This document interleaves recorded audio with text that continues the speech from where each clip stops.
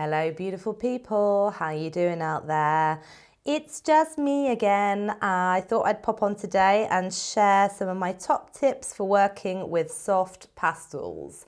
Soft pastels or a lot of soft materials can cause some conflict. And one of the main issues I think with soft pastels is we try and work with pastels on a white sheet of paper.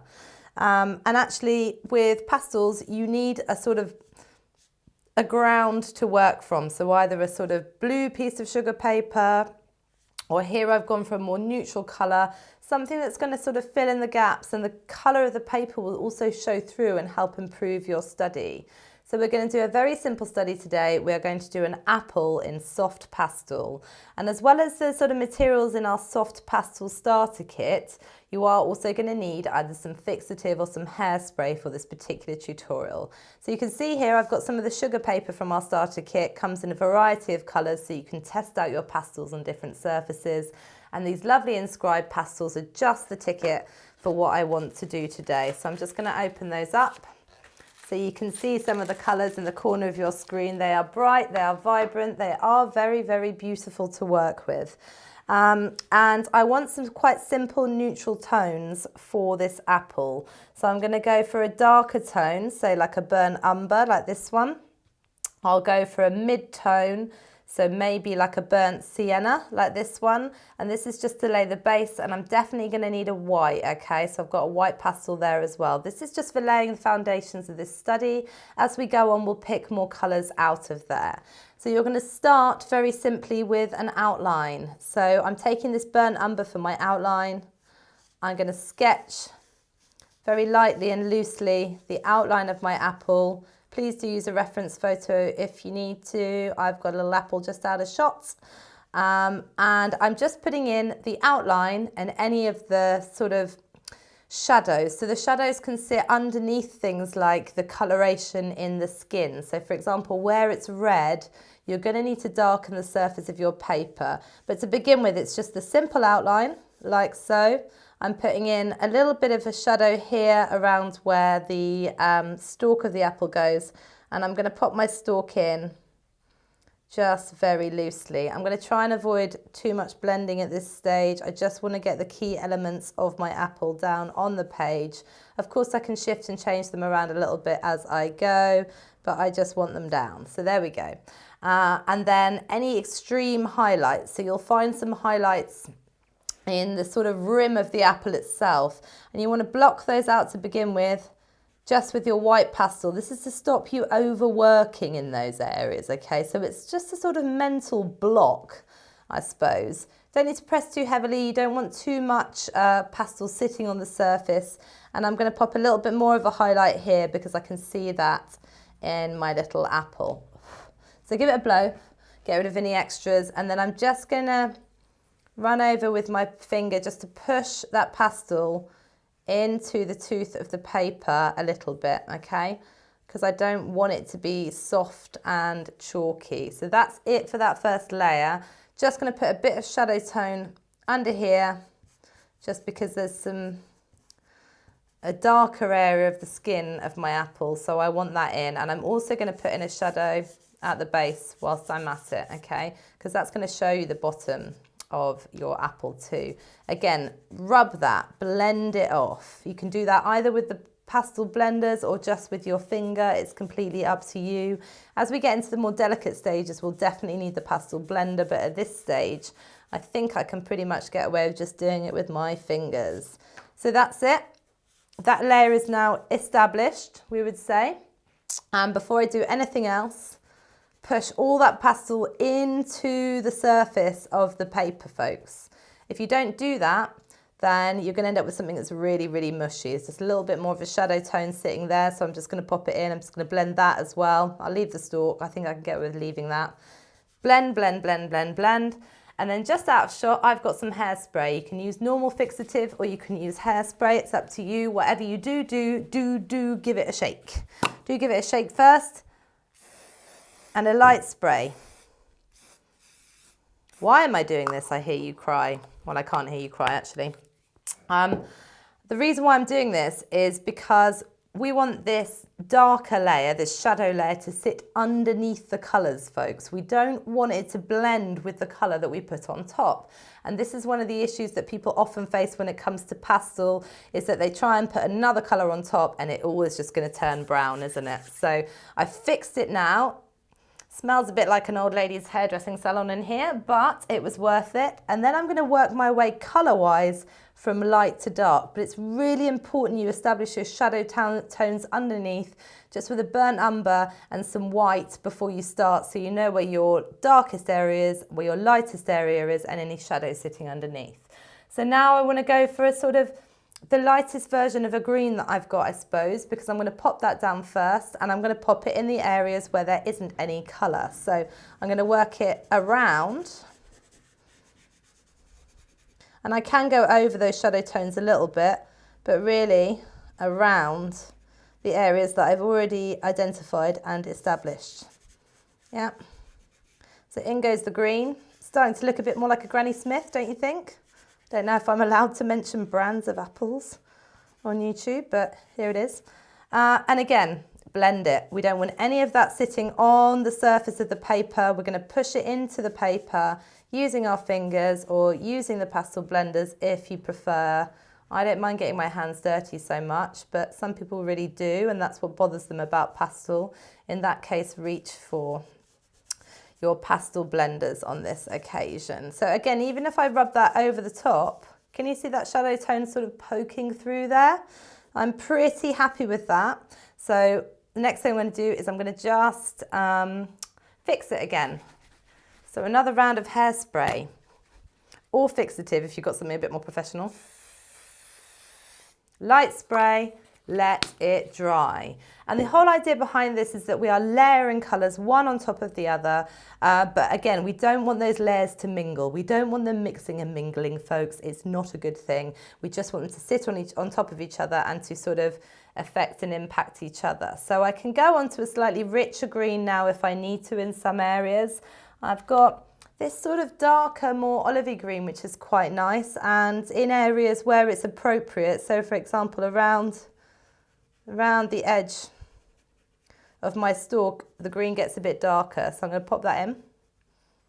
Yeah, really be careful not to lose your stalk in the process here. This is where the pastel blenders are really useful. So come in and you've got this lovely fine point which stops you from blending over that area, that little stalk that you really want to keep as is. You will experience some losses along the way, and that is okay, as in like I might have started to lose that highlight that I put in at the beginning, but at least it's a good reminder that it's there. So if you're going for a green apple, this will probably be, you know, your second layer, but maybe you'll go for a different tone of green just in some areas. Or maybe that's enough. I mean, to me, that looks quite a lot like an apple. I don't know if it looks like one to you, but to me, I'm actually quite happy with that. Just make sure there is pastel over the top of all those shadow tone areas. We want it to sort of come through and show through, but without its colour, just thinking about its tone there. So we are nearly there with that. I'm going to give it another fix. I cannot stress enough the importance of fixing between your layers. If that's the only thing you take away from this tutorial today, I'm really happy that I've been able to impart that wisdom and knowledge on you. Just giving it a bit of a flap. This is a technical way of getting it to dry. No, not really. And then, so now I want to warm up. My apple is actually quite rosy, and the areas where I've put that dark down is actually where there's warmth coming from the skin of the apple. So again, I'm going to start with my lightest red that I can find out of my set here. So that's quite an orangey red. That might actually end up making it look more like an orange than an apple, which I don't want. That's a richer red. And then down here I've got a sort of deeper, sort of more purpley red, I suppose. So I'll start with this guy. Always start with the lightest first.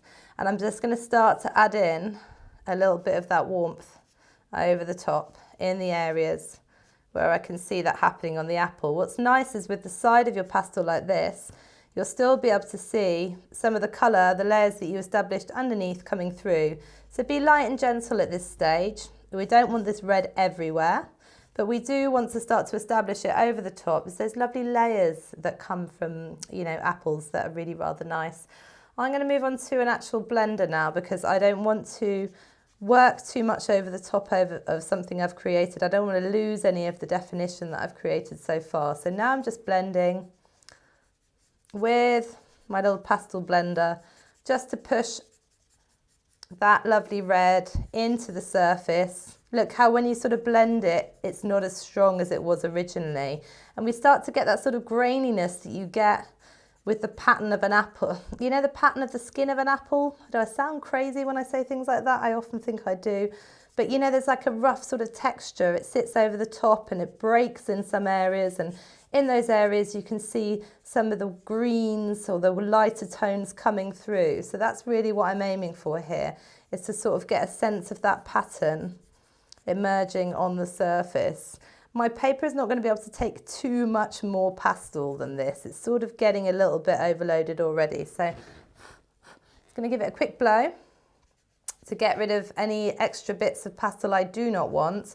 But generally you'll find this is not as chalky as long as you blend between those layers, as in each time you have a layer, you make sure you blend that layer in and you make sure you fix it before you move on to the next one. I'm nearly there with this apple now, it's just finishing touches. So I'm going to go for that richer red colour, that deeper hue, and I'm just going to intensify around the top. These are really soft pastels and they can be quite oomphy, so just, you know, go careful with them. They are quite strong. Bit of finger blending there, just because I do like to blend with my finger. A little bit of finger blending just to pull that into that other tone of apple.